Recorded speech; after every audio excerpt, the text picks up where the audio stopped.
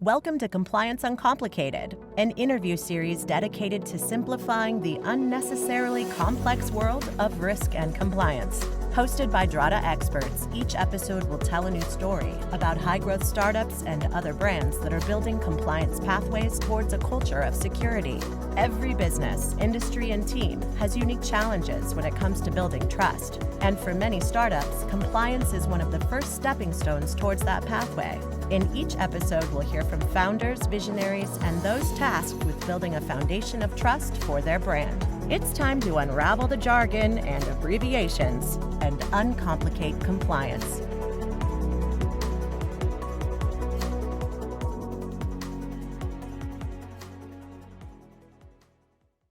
Welcome back to Compliance Uncomplicated, which is a series where companies and founders can share how they're navigating the world of compliance while building their organization. And I'm Kayla. I am your host of today's episode of Compliance Uncomplicated. I'm an SDR manager here at Drata. And I'm introing our co-host, Ari. Ari, can you share some background with listeners? Absolutely. Good morning, Kayla. I'm Ari Mujiri.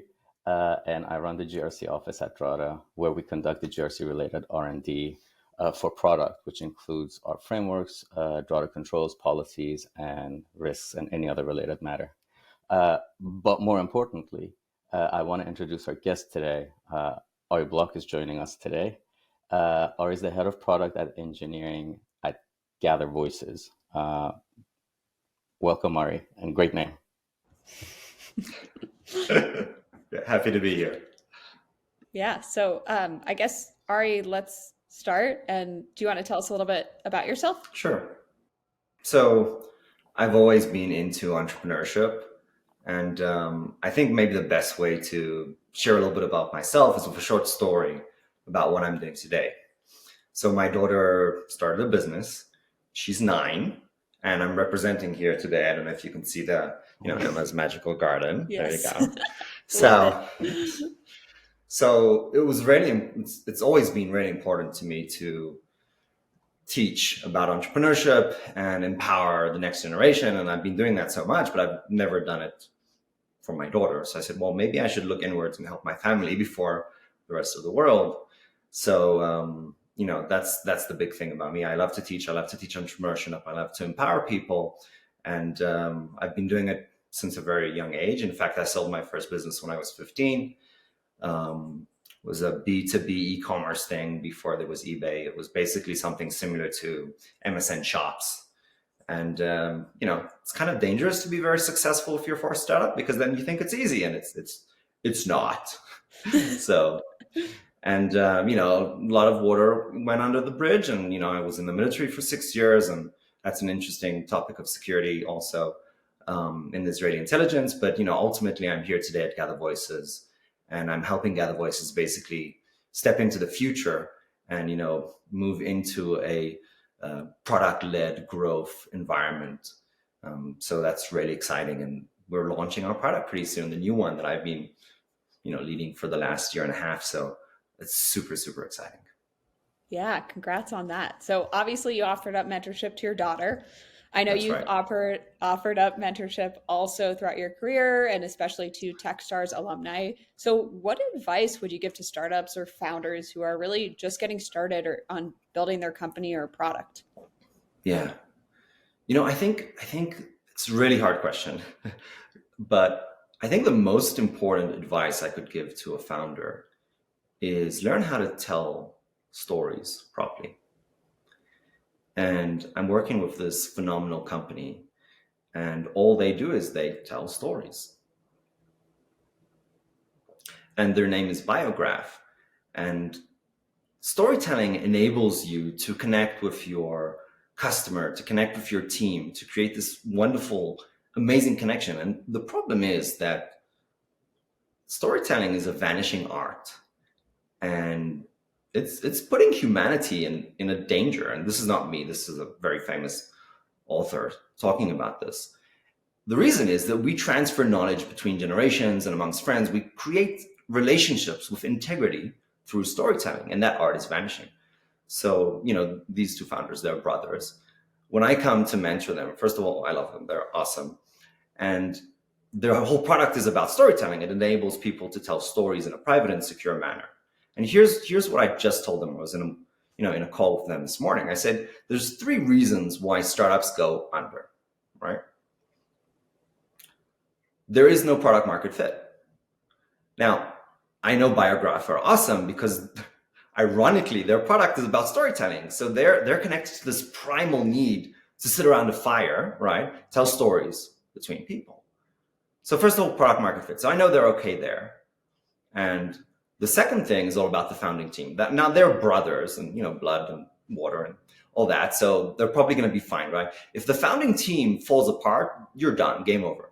I personally have had my startups that I founded break apart because of that. And if any entrepreneur tells you that, they haven't failed more than they've succeeded, they're lying. So there's that.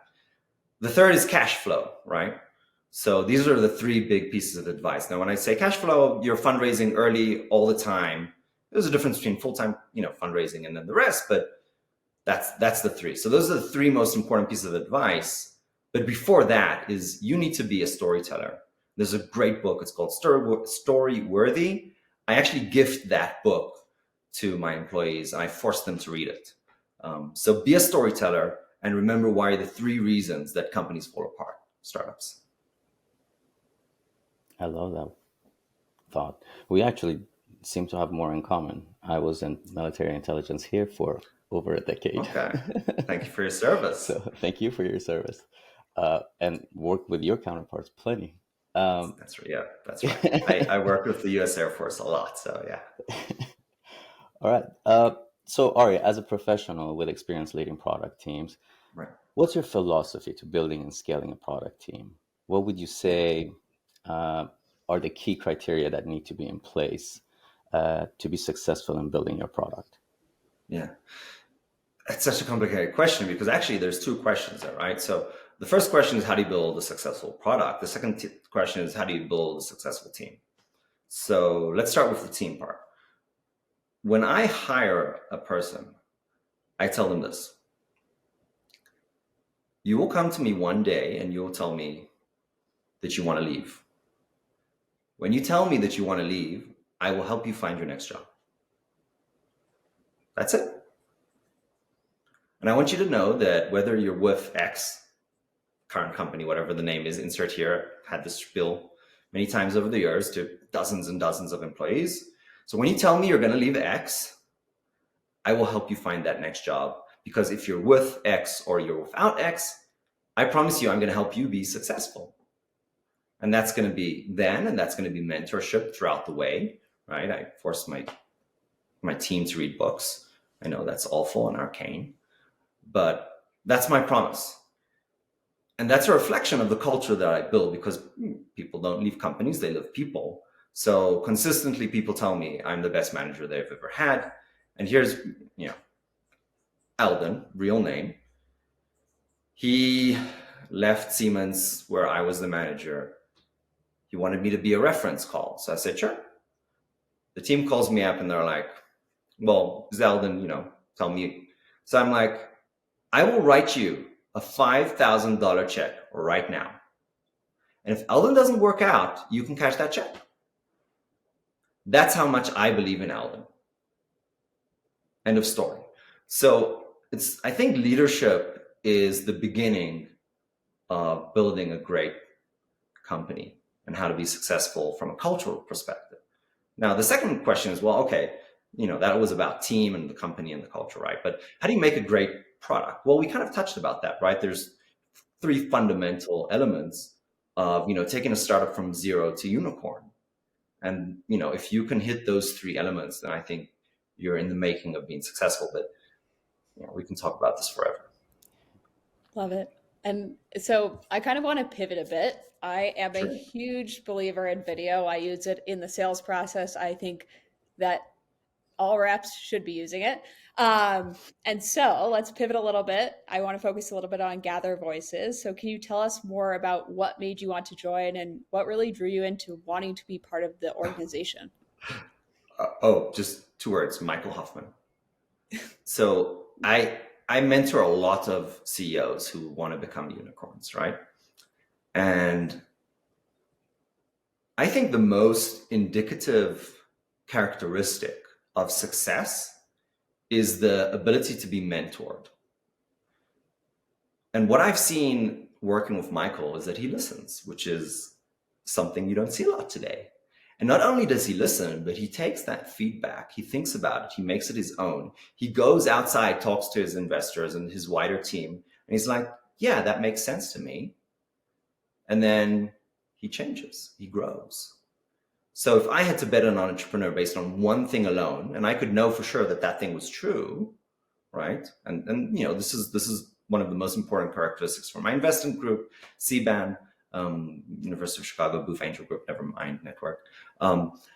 Is the entrepreneur mentorable? And when I met Michael, the answer was yes, in an amazing way. So very simple, Michael Hoffman. That is brilliant. I always say the same thing about Adam, our CEO, because that's exactly why I came on board Drata. When people ask me, I'm like, 2 words, Adam Markowitz. It makes a difference, doesn't it? It goes back to the leadership concept you were talking about. It does. It makes it or break it. Absolutely. That's right. I'm going to bring this a little bit towards what I'm more comfortable with, which has to do with compliance. So I know Gather Voices is currently ISO 27001 certified. That's right. So based on your experience, what insight would you give someone starting the ISO 27001 experience for the first time? What tips would you give them? When I came into this first time, I was petrified. I had people tell me that I could get arrested if I could come into Europe and they'll arrest me. I was so scared. And I thought it was this beast, and you read stuff online and it's complicated, right? It's not. Okay. So let me uncomplicate compliance for you. ISO, SOC, doesn't matter. Okay. There's 2 elements. Okay. First, if you use a platform like Drata, whatever, I chose Drata, so clearly I'm biased, but make sure it fits you. And we can talk about how to choose a vendor later or whatever. Get a software that will help you. In those softwares, you'll have 2 elements. 1 is the automation, and 2 is the manual evidence. A good piece of software like Drata, the automation will just do like half of the job for you, and you forget about it. So you set up the automation, it works, and suddenly half of your tasks, right, are done. And it's like, this is awesome. You'll have some tasks that you'll need to talk to engineering, and fix stuff, and that's fine. So that's half of the problem. The other half of the problem, you need to upload evidence, right? So I was paying a very expensive consultant, and these consultants, often are expensive. And, I'm asking questions, and I had to get a meeting with him, and, it could take a week to make this happen. What I do today is I go into the Drata chat, and, I get an auditor basically in a minute. And I'm like, oh, what do I need to do here exactly? And they're like, you need to have this meeting, you have to have this evidence, it has to include this template, this format, whatever. And I'm like, okay, within 3 minutes, and this is all included. So that chat, right, it's just cut out so you have the automated stuff, then you have the stuff that's not automated, and it's just easy. You have this checklist, and you go down the checklist, and you're done, right? So I would say my biggest advice to people starting out, it's not complicated. And you've got this, you can do it. I totally agree. I think the impression people have of compliance is much more scary, like you said, instead of just get in there and jump into it. It always comes down to good security, right? If you have a good security posture, compliance just flows in along with it. That's true. So on that point, why do you think, especially with startups, why do you think it's important for organizations to implement compliance sooner than later? Compliance is a business strategy, right? Now, we're in a debt cycle, right? We're always in a debt cycle. We're going up, we're going down, okay? What is your business strategy within the debt cycle? Okay. Now, if your business cycle is about reaching more stable customers who can pay you a much higher willingness to pay, a much higher, price ticket revenue item. And you understand that persona, you can sell into it and it makes sense. Those bigger ticket stable companies within the debt cycle that we're in now, right, will need compliance. They will send you a 300 questionnaire, right, security questionnaire. And if you have ISO, SOC, whatever, they'll be like, oh, sweet, right, you're great. So if your persona, right, your target audience cares about security, and they're going to send you these security questionnaires with 300 questions, and they're going to ask you, do you have SOC, do you have ISO, and you want that level of pricing and stability, then this is the path you want to go. However, it might not be. So I would say, take the question back to what's your business strategy of growth? What's your go-to-market? What's your growth strategy? And then we take it from there. And sometimes it will make sense, sometimes it won't. So I gave you the classical University of Chicago, it depends answer. So there you go. I think that's what you see with compliance all the time. It depends. It's never a straight answer. I couldn't agree more. That's right. Yeah. And I would also agree with that is like, as a salesperson, I appreciate a company that does it. If I'm working for a company that has done it already, because I will get into deals that are stalled. And so that's why I would come from the perspective, it's never too early if we're selling into that market. I agree with you. If it's like hardware, great, we don't need it. But if we are like processing customer data, that's so important to help me move that business versus it stalling having to wait on my team to fill out those questionnaires. That's right. So I would love to, I know you posted on LinkedIn, and I know you write it about like 10 tips around successfully implementing ISO. So I know you touched on it a little bit before, but do you want to dive in a little bit more, kind of what you talked about on that post, and any tips you want to share with listeners?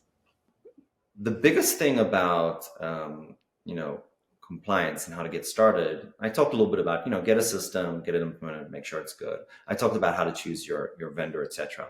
But I think the biggest thing that I want to give everybody is not about, all that. It's about going beyond compliance, right?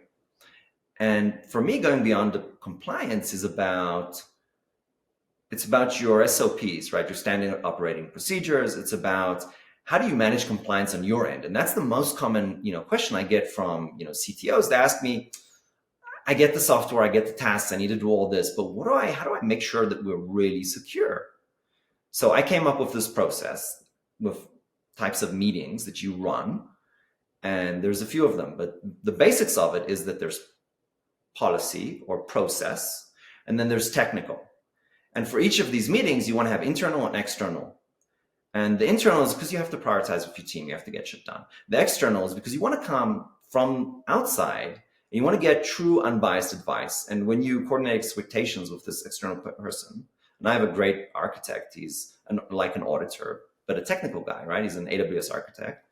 I found him on like Upwork, right? Like doesn't cost, an arm and a leg. And he tells me the truth. And I told him, I want you to tell me the truth. And then I go to my internal meeting and I'm like, let's put a plan around this. So as long as you have continuous improvement and you have truthful, honest, transparent feedback coming from outside, both from an external policy advisor, but also an external technical advisor, then you bring that inside. Those are 4 types of meetings, right? Internal, external, technical, policy, right? 2 times 2. The 5th type of meeting is your senior leadership team and the meetings you do with them. Because it's not just about tech and policy, it's about people. It's about hardware, software, it's about 2FA, right? So many risks involved. So that framework with those 5 meetings, not only does it generate the information that you then need to upload to Drata, but it gives you the ability to go beyond compliance into security. I think you touched on something really important, is the wanting to like constantly improve rather than just a checkbox of we got our SOC 2. Right. It's how are you actually continuing to build on that, mitigate risk, and make sure that you're growing, right? So, Ari, you touched on a very good point when you talked about leadership too, right? When we're talking about security and compliance, buy-in from executives is always a big question, right? Yeah. How do you suggest organizations, companies go about involving their executive teams in this security process? Yeah. Wow. So, as a person who teaches product managers how to be product managers, the biggest thing, of course, we talked about storytelling, but it's about creating consensus. And part of the consensus that you're trying to create here is actually culture. And it's a culture of openness and transparency, because I think the biggest thing for the senior leadership team is to actually, open their, dirty laundry or their cards, put it on the table and say, these are the risks that I see. And to extend that process to their, reports. And if we can just understand what is all the risk in the organization, we can prioritize that, we can identify that, and we can have, discussions around putting a tactic around solving that, then you're already in a whole different level. You're in a whole different class of companies that are not doing compliance as a, gushpanka, like just a stamp. They're doing compliance to really be safe, because I've advised, a lot of CEOs, but the CEOs in healthcare and finance, those ladies and gentlemen, they don't sleep at night with the fear of being hacked, right? So it's a whole different story there. And it's so important to have that culture of openness when you're thinking about the senior leadership team. Yeah, that's so true. That's so absolutely true. And we have this conversation internally a lot. This whole, I guess, not necessarily separation, but this distinction between security posture and compliance readiness, right? You can be ISO certified, you can be in compliance with all the standards and regulations under the sky, but if you're not actually practicing proper security, you'll still get breached, and it doesn't matter what you were in compliance with. That's perfect. Yeah. Look, I don't want to beat up on the security advisors, because it's not their fault, right? It's the CEOs and the security advisors who are very expensive. They come together, and then the CEOs expect the security advisor to just pass the audit and then have, the marketing gushpanka, to have the marketing stamp. Yep. And then, we're ISO. But what I advocate to the CTOs and CEOs that come to me is that, sure, you'll get certified, but this is an opportunity to take the efforts that you're already applying towards the audit to elevate your security posture. So you're there, you're doing it, you're talking about it. Let's just not make that content, that effort, be wasted. Let's double dip, right? Definitely. This is a shameless plug on my end, but we take that really, really seriously when we're building these controls, because sometimes we're like, oh, we should automate that. And we hit the pause button. If we automated it, it'll encourage or enable people to actually be more hands-off, and that could be detrimental to them over time. So we try to balance that. Hey, how do we help, I guess, enabling people with more security mindset than just the check in the box compliance mindset? It's a delicate balance, because let me tell you a story from my side. I came into Drata thinking it's not going to increase my security. But then I thought I was secure on XYZ. Drata came along, said I'm not. And I thought I was secure because, hey, like, my engineering team thought they were secure. Yeah. And then Drata said I'm not. And I'm like, let's fix this. So sure, I agree with you. I think that's a very valid point. But to play the devil's advocate, it's what we do at UC. Automation is a power of yes and no. Are you secure or are you not secure?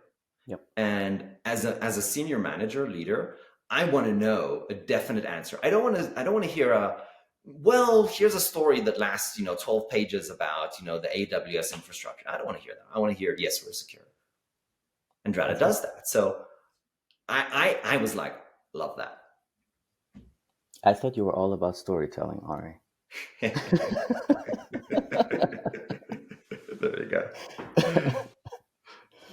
Yeah, and I think to go off to your point, right? Again, like it's about continuing to do things right, right? And the piece of like, I mean, technically anyone could get a SOC 2 attestation, right? But there could be a ton of exceptions if you actually open and look at it. And serious companies who want to do business with you aren't going to say, "Oh, cool, you got all these exceptions. Like we're going to do business with you." It shows that you're not doing the right thing. So I think that's something that's really important with that, like alignment and culture, like making sure that leadership also has buy-in and knows it's not just getting your attestation, right? It's about doing things right. So I guess kind of to that point, right? And alignment and culture, how do you really prioritize cybersecurity initiatives during an economic downturn, right? When budgets are tighter and resources are more limited. I know an answer may kind of be around aligning like your initiatives to the goals of the business, but I would love to hear like more on your side of things. We're in a debt cycle, right? What does a debt cycle mean? A debt cycle means we borrow money. When we borrow money at low interest, then we make more money because we're investing it. We're making money if we're, smart. And, that grows upwards. And when we have cheap money or free money, like we did, recently, which was wonderful, love it. When we have free money, compared to inflation, then you're surfing this debt cycle and you're having the best time of your life, right? Now you got to pay the piper, right? Pay me now, pay me later. You got to pay the piper. And then, you're surfing down the debt cycle, right? So the debt cycle goes up and down and up and down. And now we're surfing down the debt cycle. So when you're going up the debt cycle, you want to go like real steep, right? You want to hockey stick it. When you're coming down the debt cycle, you want to kind of like smooth it out, right? So if you think about your economic strategy in terms of debt cycle, because recession is scary, right? It's not a recession. You're coming down the debt cycle. What you want to do, I already said, right? You want to smooth it down. So you want to cut your costs. And, I cut my costs by 50%. And that's a lie because like there's an equity component there that I'm not calculating. This is like cash costs. So actually I cut my costs by much more than 50%. And then you want to kind of, once you're cutting your costs, you're working less on compliance and you're coming down that debt cycle. And then when you go up that debt cycle, you want to like hockey stick it because money's becoming cheaper and you're going to go back and growth and all that good stuff. You want to be ready for that. So you want to be investing when you're coming down the debt because also cost of resources goes down. So it's a great time to invest, to buy, to purchase, to spend, right? You got to think about cash flow and all that stuff. But then when you go up the debt cycle, right? Free money or cheap money, then you want to go up fast. The way you do that is by having a growth strategy that is ready for when the money becomes cheap. One of the strategies to do that is to go upstream, right? And to have this great product. I'm investing in product now. I'm spending more on product, right? Spending less in other places. So I cut my compliance cash costs, right? Cash flow in half. I'm spending more money in engineering. But also I'm continuing my compliance strategy because I know that to go up that debt cycle, I want to have compliance in place. So you really need to think about it in terms of economic cycles. It's not like, oh no, we're having a recession. No, this is an opportunity for you. That is amazing advice. That's really, really good advice. I can't take credit for any of it. I mean, that's fine. It's all out there. The research is out there. The knowledge is out there. This is not me. You're perpetuating the knowledge. There's nothing wrong with that. Okay, so bringing it back to compliance and automation tools like Drata, for example, right?